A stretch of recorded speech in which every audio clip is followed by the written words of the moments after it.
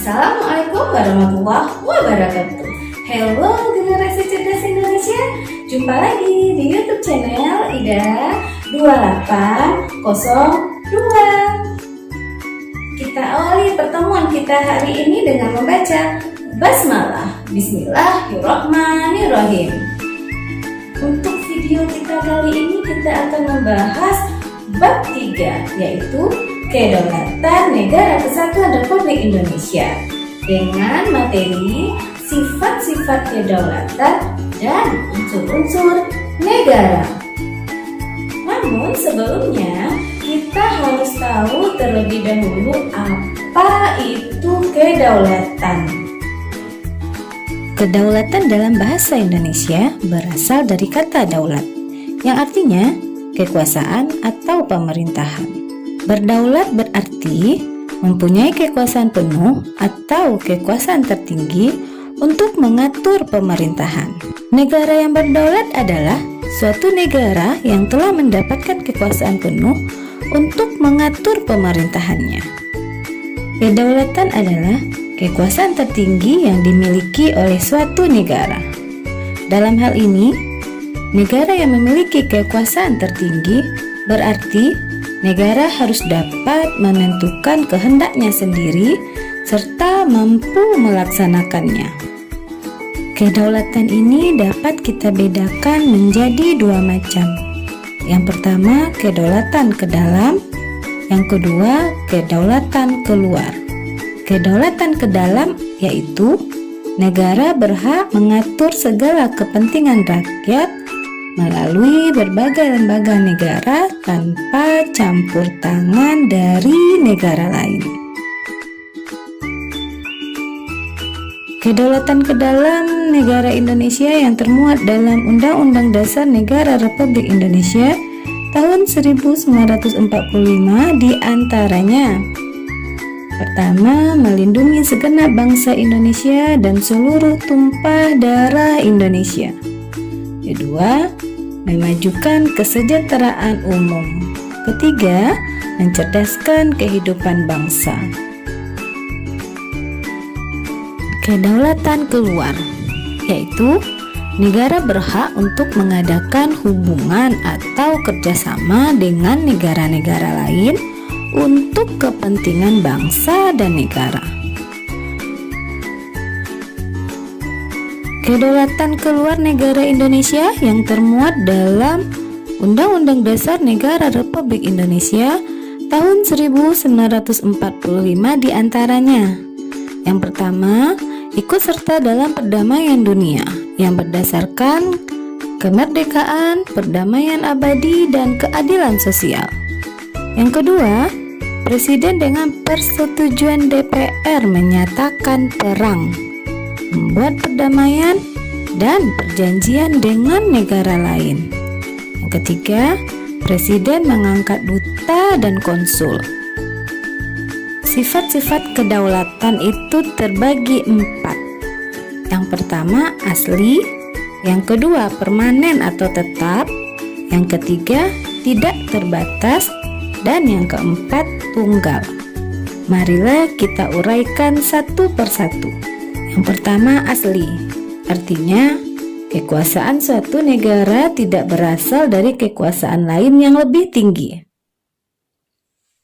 Dalam hal ini, kekuasaan yang berasal dari rakyat adalah asli, karena kekuasaan tersebut tertinggi. Sementara itu, kekuasaan presiden berasal dari kekuasaan rakyat yang memilihnya. Yang kedua, permanen atau tetap.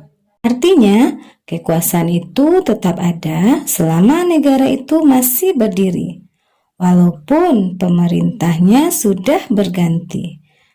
Dalam hal ini, pelaksanaannya mungkin berganti atau badan yang memegang kedaulatan itu berganti, tetapi kedaulatan itu tetap.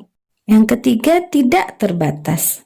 Artinya, kedaulatan itu tidak dibatasi oleh kekuasaan lain. Apabila pelaksanaannya dibatasi, kedaulatan itu tidak lagi mencerminkan kekuasaan tertinggi. Dalam hal ini, Sifat kedaulatan itu tidak terbatas, yang berarti meliputi setiap orang atau golongan yang ada dalam negara tanpa ada kecualinya. Sifat kedaulatan yang keempat adalah tunggal. Artinya, kekuasaan itu merupakan satu-satunya kekuasaan tertinggi dalam negara yang tidak diserahkan atau dibagi-bagikan kepada badan-badan lainnya. Dalam hal ini, sifat kedaulatan itu tidak terbagi-bagi.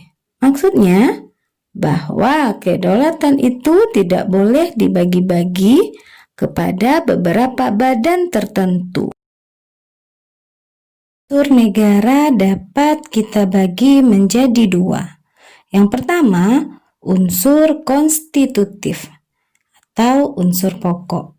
Yang kedua, unsur deklaratif atau pengakuan dari negara lain. Apa yang dimaksud dengan unsur konstitutif ini? Ya, unsur konstitutif merupakan syarat mutlak terbentuknya sebuah negara atau unsur pembentuk suatu negara yang terdiri dari rakyat, wilayah, dan pemerintahan yang berdaulat. Rakyat adalah sekumpulan atau keseluruhan orang yang berada dan berdiam dalam suatu negara atau menjadi penghuni negara dan tunduk pada kekuasaan negara itu. Dalam hal ini, rakyat merupakan unsur terpenting dari suatu negara, karena rakyatlah yang pertama kali mempunyai kehendak untuk membentuk suatu negara. Wilayah suatu negara merupakan tempat tinggal rakyat dan tempat berlangsungnya pemerintahan yang berdaulat. Wilayah suatu negara meliputi pertama daratan, yaitu wilayah yang di permukaan bumi dengan batas-batas tertentu. Kedua, lautan, merupakan perairan yang berupa samudra, laut, selat, danau, dan sungai. Ketiga, udara, meliputi wilayah yang berada di permukaan bumi, di atas wilayah darat dan laut. Keempat, ekstrateritorial, yaitu wilayah tambahan suatu negara dengan cara menempati wilayah negara lain atau laut terbuka melalui hubungan diplomatik, seperti kantor kedutaan besar Indonesia yang berada di wilayah negara lain dan kapal Indonesia yang berada di laut terbuka. Pemerintah yang berdaulat yaitu pemerintah yang mempunyai kekuasaan tertinggi untuk mengatur dan menentukan segala sesuatu yang akan dilakukan dalam penyelenggaraan pemerintahannya. Unsur deklaratif atau pengakuan dari negara lain.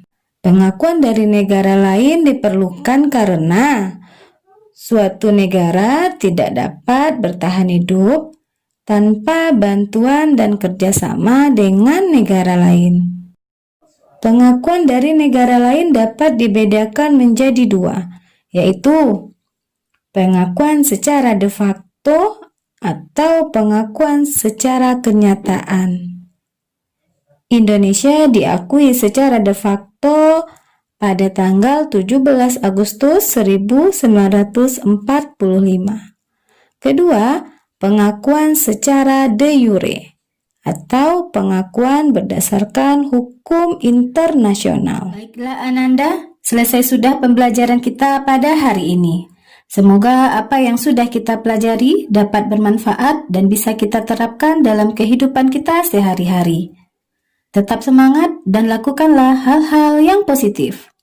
Dan kita akhiri pembelajaran hari ini dengan mengucapkan hamdalah. Terima kasih.